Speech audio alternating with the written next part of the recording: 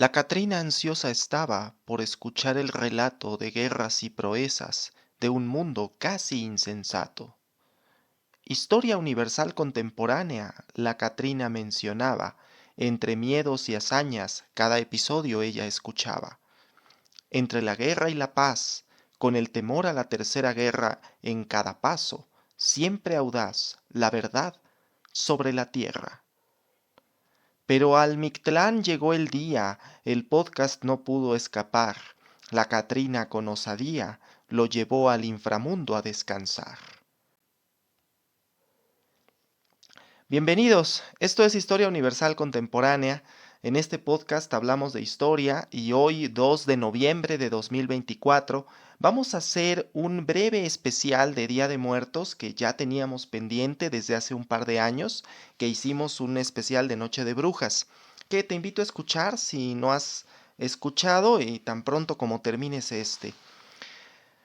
Día de Muertos, una tradición muy singular llena de misticismo, creencias y sobre todo historia. Me temo, sin embargo, que sobre el Día de Muertos hay muchas precisiones que podemos hacer para entenderlo, porque es una tradición mexicana que en los últimos años ha cobrado mucho auge gracias al mercantilismo que ha surgido a su alrededor. Hoy, cada vez más, vemos a las empresas hacer campañas publicitarias en las que se toman elementos del Día de Muertos. Pero vamos por partes.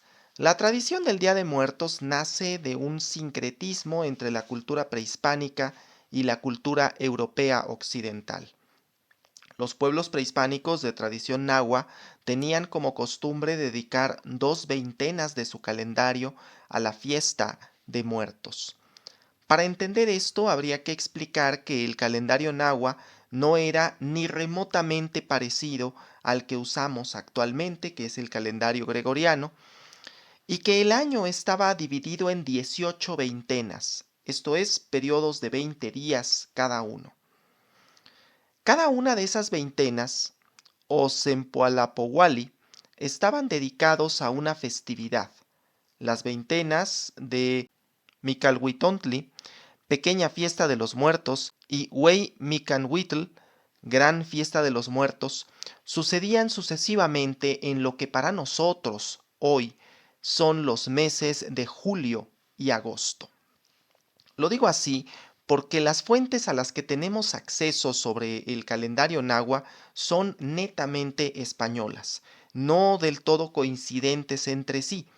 Particularmente hay dos: la Historia General de las Cosas de la Nueva España, escrita por Fray Bernardino de Sahagún entre 1540 y 1585, y la segunda es el Códice Durán, escrito por Fray Diego Durán en la segunda mitad del siglo XVI. Obras que, como se puede ver, de hecho son contemporáneas y responden al esfuerzo que hicieron algunos frailes españoles de recopilar la historia de los pueblos originarios antes de la llegada de los españoles. En estas obras se encuentra el calendario.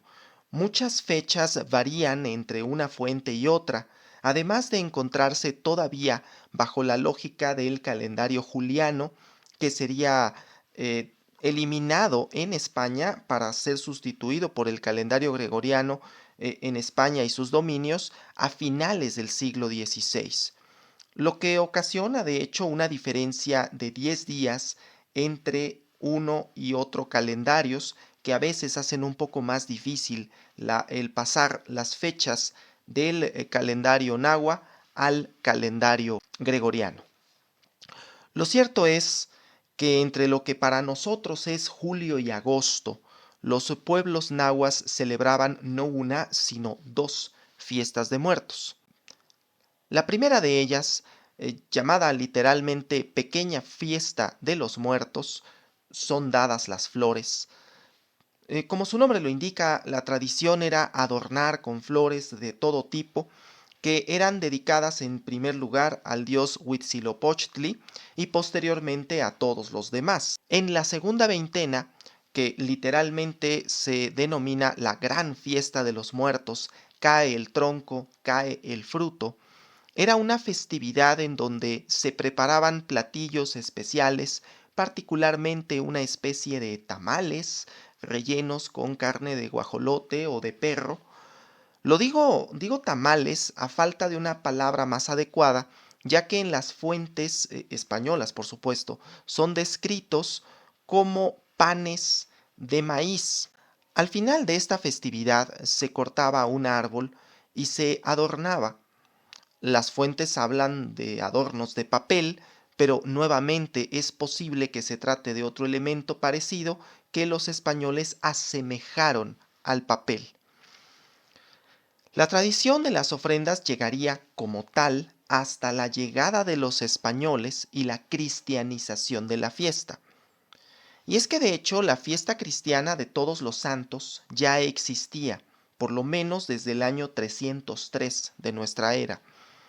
Sobre esto hay que entender que en la tradición católica hay muchos santos declarados por la Iglesia, pero que también la Iglesia reconoce que hay santos que no han sido declarados y por eso congrega en una fecha la festividad a todos aquellos que, habiendo alcanzado la santidad, no han sido declarados como tales por la Iglesia católica.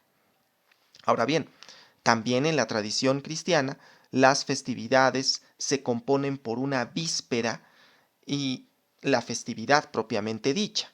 En el caso de la fiesta de Todos los Santos, en el catolicismo se celebra el día 1 de noviembre. De hecho, la fiesta de Halloween, aunque con orígenes paganos que provienen desde la cultura celta, básicamente es la víspera del Día de Todos los Santos. Por otro lado, la fiesta de los fieles difuntos comenzó a ganar popularidad por los movimientos milenaristas cerca del año 1000 de nuestra era, pero fue adoptada finalmente por la Iglesia Católica en el siglo XVI.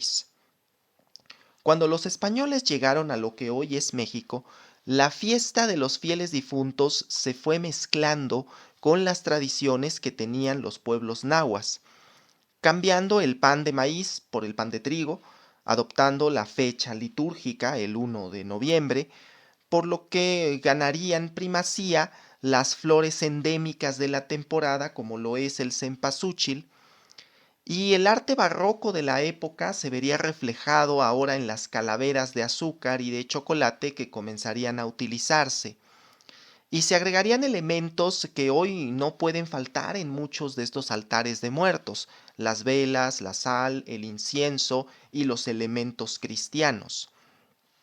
De hecho, esta fue una parte de la evangelización de que fueron objeto los pueblos originarios, al adaptarse muchas de sus tradiciones y cristianizarlas, lo que explicaría que la Iglesia aceptara en el siglo XVI y no en el XI la fiesta de los fieles difuntos y la instituyera el día 2 de noviembre.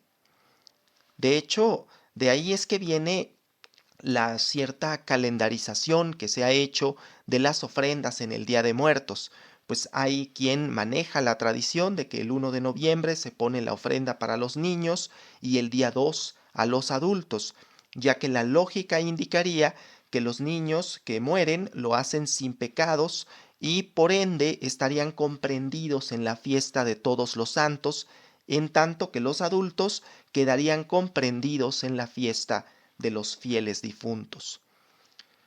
Aquí habrá que comprender una cosa: no en todo México, no en todo el país México, se celebra el Día de Muertos de igual forma, y aunque las tradiciones pueden ser muy parecidas, cierto es que de pueblo a pueblo, de ciudad en ciudad, las tradiciones particulares cambian.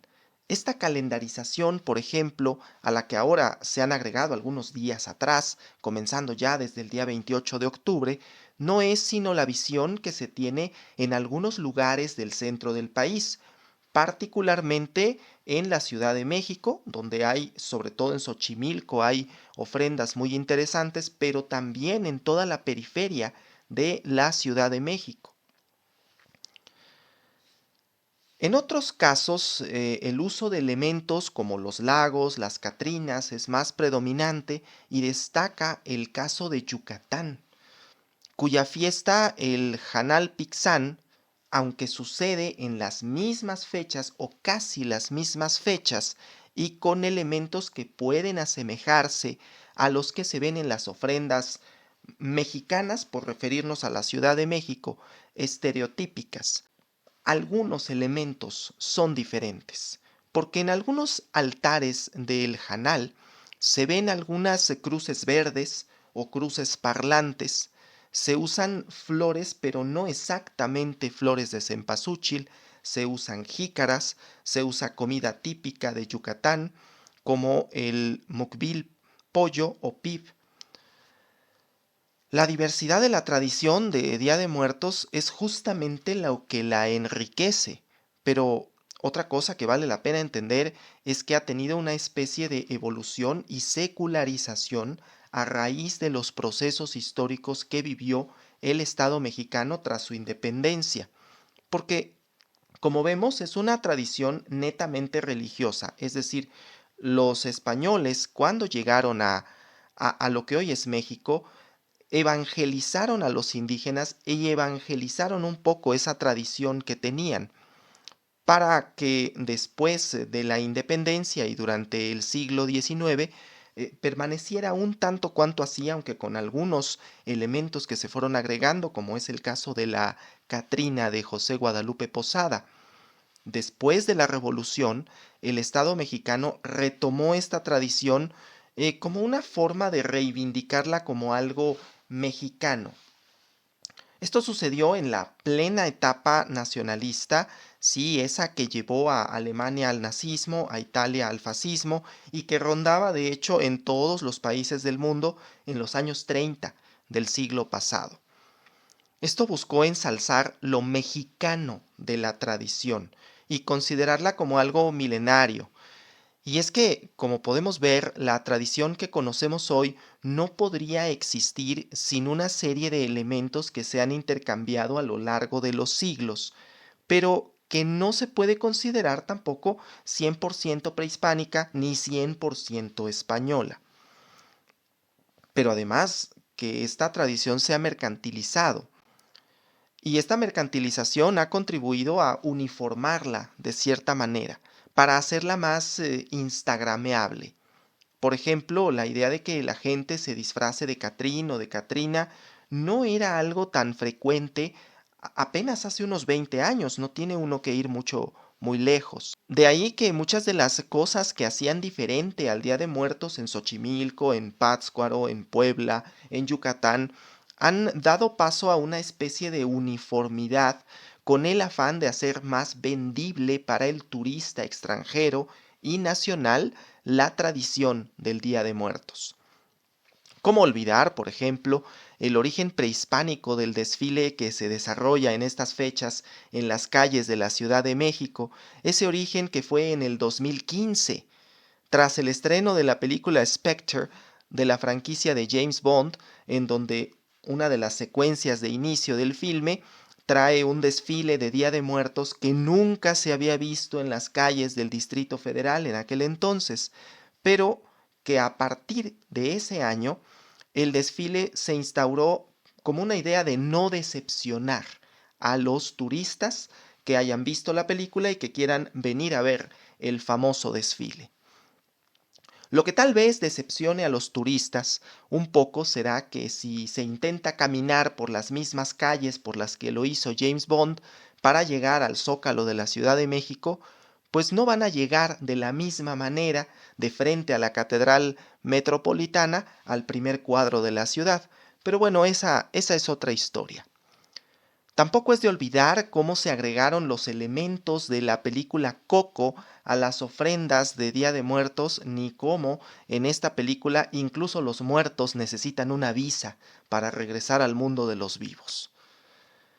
Con todo esto no quiero decir que la tradición de Día de Muertos no pueda ser objeto de sincretismo, que es esa unión de varios elementos que se asimilan unos a otros, sino que se critica la mercantilización y uniformidad, cuando lo que caracteriza a esta tradición en muchos aspectos es su diversidad y que más allá de ser una tradición para atraer turistas, debe considerarse como un elemento cultural de la población. Es propio de sus habitantes y que en muchos aspectos serán ellos y deben ser ellos y solo ellos quienes puedan y deban decidir si tomarán, retomarán y rechazarán elementos de una tradición que está viva y cuya uniformidad y mercantilización puede resultar un tanto cuanto nociva. Pues bien, esto ha sido todo por ahora. Te agradezco por haber escuchado hasta el final de este especial de Día de Muertos del podcast Historia Universal Contemporánea. No olvides dejarme tu like, suscribirte al canal de YouTube y dejar un comentario. Muchas gracias y hasta la próxima.